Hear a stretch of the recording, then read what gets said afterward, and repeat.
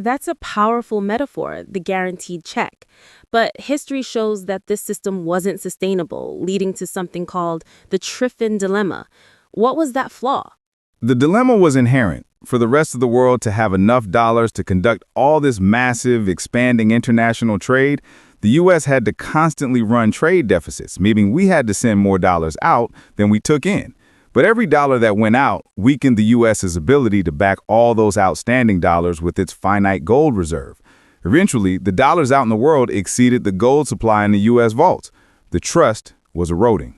And that led to the pivotal moment in 1971, the Nixon shock.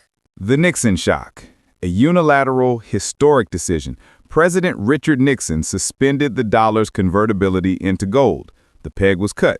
The dollar became what we call a fiat currency, backed only by the full faith and credit of the U.S. government, not a physical commodity.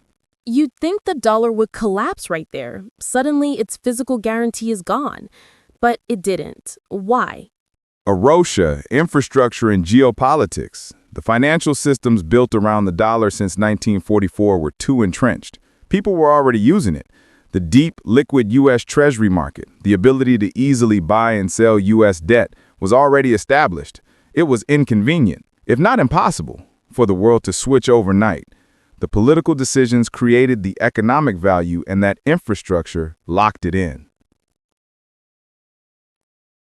The exorbitant privilege and the triple function. Let's move to the present. The dollar stands on three powerful pillars today. It's the main reserve currency, the primary currency for trade invoicing, and the dominant financing currency. This triple role gives the U.S. what former French Finance Minister Valéry Giscard d'Estaing famously called the exorbitant privilege. What exactly is that privilege? It is a massive structural advantage. It essentially means the U.S. receives disproportionate benefits simply because the world needs its money. The two main benefits are, first, lower borrowing costs. That's because every central bank, every major investor, every sovereign wealth fund is constantly buying U.S. Treasury bonds just to keep dollars in reserve. Exactly. That artificially high, constant demand for U.S. debt keeps our interest rates lower than they would otherwise be. We have access to cheaper credit than virtually any other country.